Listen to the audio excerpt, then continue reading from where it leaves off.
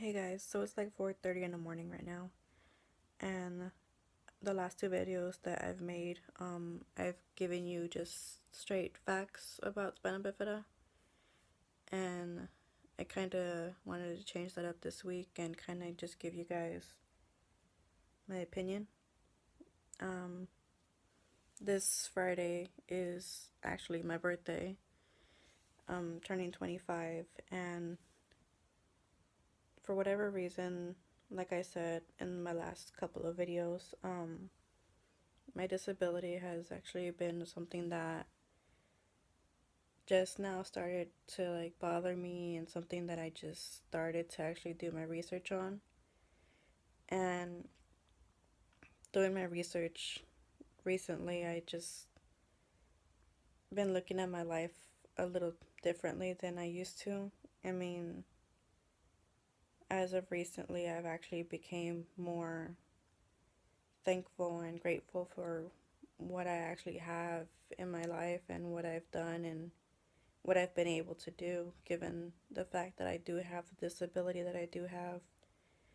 Um, as far as having spina bifida goes and hydrocephalus, most babies don't make it because of the hydrocephalus, and me having a shunt put in helped out because if it wasn't for that shunt, I wouldn't be here. And I mean, just looking back on the last 25 years of my life, I mean, just becoming more grateful for the medical attention that I was able to receive and make it possible for me to have everything that I have and achieved everything that I have had achieved. I mean, being able to walk was something that I wasn't even supposed to be able to do, and I'm able to walk. Um, I mean, having the opportunities that I've had growing up, I mean, I just can't really like grasp the fact that I've been able to do everything that I've been able to do due to having the medical attention that I've had. So yeah, I mean, I don't know why, but for whatever reason, a couple of weeks before I started my YouTube channel, I actually Googled what was the worst place to live with a disability, and it turns out that there's actually a place in Africa. It's actually Ghana that they do treat people with disabilities horribly. Um, to make a very long story short, in the documentary, um, this lady goes to Ghana to pretty much find out for herself why it's bad for people with disabilities to live in Ghana. And what ended up happening was she's in a wheelchair herself, and she ended up finding out that in Ghana they don't have any type of help for people with disabilities whatsoever. People that have wheelchairs or that are disabled in general are not allowed to use public transportation. And here in the US, I'm able to do that. So, being able to do that, I mean, I took that for granted a lot and still haven't exactly grasped the fact that that's actually a privilege to have, is being able to use public transportation. And also in the documentary, one of the harder things that they showed in the documentary was that for whatever reason, I mean, I'm no one to judge on people's beliefs, but in Ghana, they believe that if you are born with a disability, despite what the disability is, that most parents believe that their child is not of this world. And because of that, what they often do is they kill the baby because they're considered demons. So what they do is they actually poison the baby and then put a baby into the river so that it drowns. And I just can't. That was really hard for me to even watch. To know that there's people out there that are willing to kill their child just because they're disabled. And to think that they're not of this world and that they're not human. I mean, we're all born human. I just don't see how a parent can actually see their child as not human just because they're disabled. So that was really hard for me to watch. I'll put a link below in the description to that documentary if you want to watch it. You don't have to. I mean, it's not really a great documentary to watch if you're. I mean, I found it really hard to watch. I don't even know how I made it through the whole documentary, to be honest. I was like crying most of the documentary, so yeah, it's not the best documentary to watch, but I mean, I'll put it below so that for those of you that do want to watch it, you can do that. And then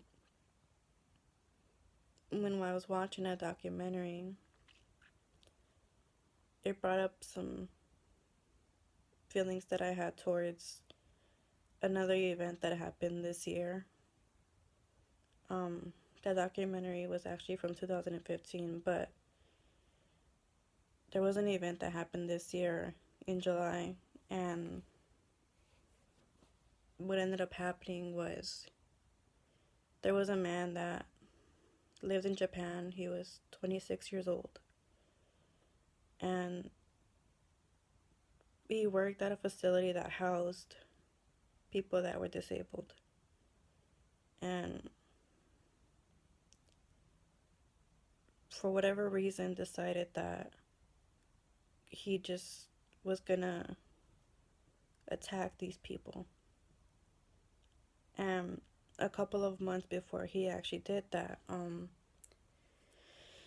he actually wrote a letter to the Japanese parliament and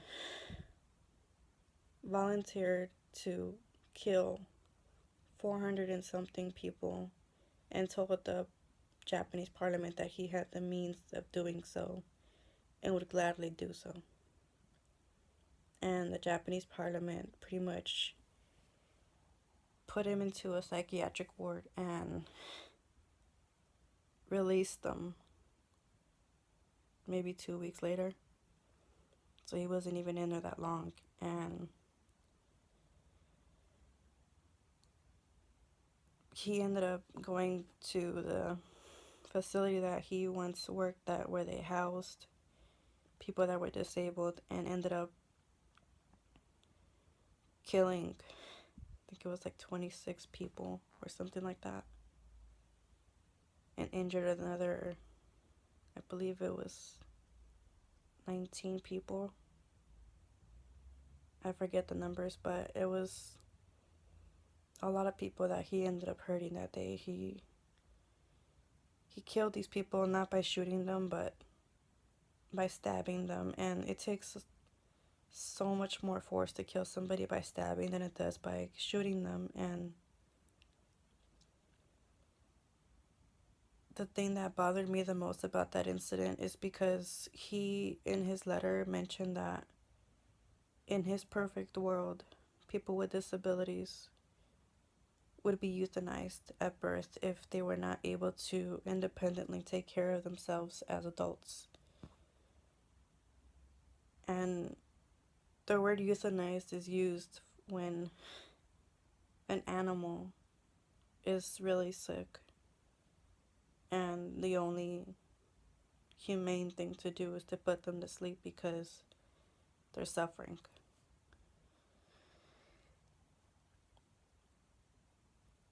He basically said that people with disabilities are not human. I mean, he was 26 years old. I'm turning 25 on Friday. He could have been somebody I went to school with, and that's really hard to actually think about. That someone that could have been sitting right next to me in class could have had the same thoughts that he had. A couple of weeks after the incident happened, the funeral happened, and the names of the people that were injured and killed were not released. Nobody was really talking about the incident unless they were in the disabled community. It wasn't on the news. Nobody took the time out of their day to speak their names. And other incidents that have happened, not to say that these incidents didn't matter or mattered any less than the one in Japan, but when Sandy Hook happened, when the attack on Paris happened, and Orlando, it was all over the news.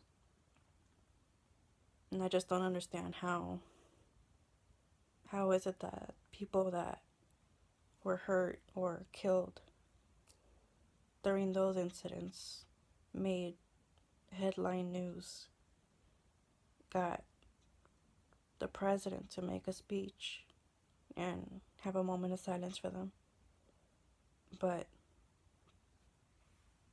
the disabled community doesn't get the same respect by anybody other than people that are in the disabled community, because we know what we go through on a day-to-day basis. Not many other people really understand what it is to be disabled. And it's hard to actually know that that guy that killed and injured people in Japan is not alone. Because if he was, I mean, we would have headline news when something like that happens. And you can't say, oh, it's just because it happened in Japan, because, I mean, Paris is not in the US and it still was in the news. It's just hard to know that people actually feel this way towards people with disabilities. And turning 25 this year has been really hard for me. I've been thinking a lot about my life, and my dad growing up has always told me that I'm lucky to be born in the US and to have the privileges that I have, and that people not in the US, if I was born anywhere else besides the US, people are not nice to people with disabilities. I never really fully understood that until just recently, watching a documentary and having that incident happen in Japan. It's just really eye-opening to finally understand what he meant and what he said. Growing up in the US has pretty much been a blessing for me, knowing that I have had the medical attention, let alone the fact that the medical attention that I've had was something that was a given right to me. It's not even a given right to people in Ghana. I mean, they're killing babies out there just because they're disabled. They're not even giving them a chance. They're not helping them in any way. Nothing is being done for people with disabilities in Ghana.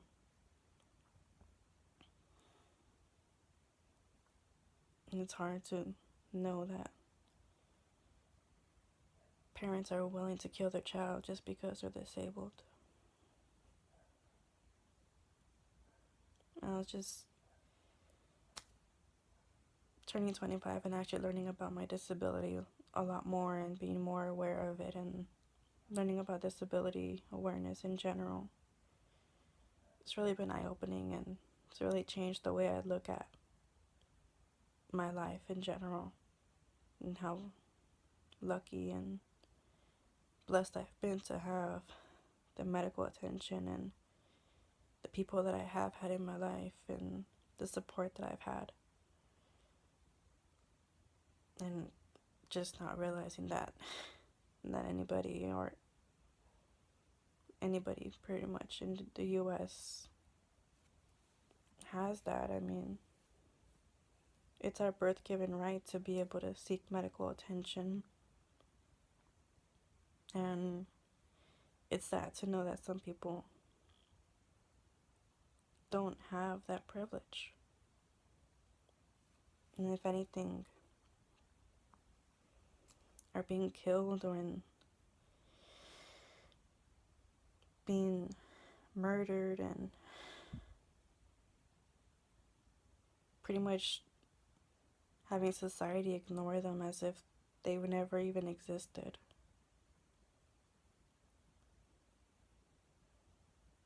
Well, it's just a lot to process, to know that there's people out there that are disabled that have it far worse than I actually do. And this year has been really eye-opening, and I'm just lucky to say that I'm turning 25 this Friday. I mean, most people with disabilities are lucky to make it past their teen years, let alone babies. So be able to say 25 it's a lot. But yeah, I know this video was long. I just wanted to pretty much share with you guys what it kind of means to turn 25, for me at least. So thanks for watching. I know it was long, but just thought I'd share that with you guys. So I'll see you guys in my next video. Bye.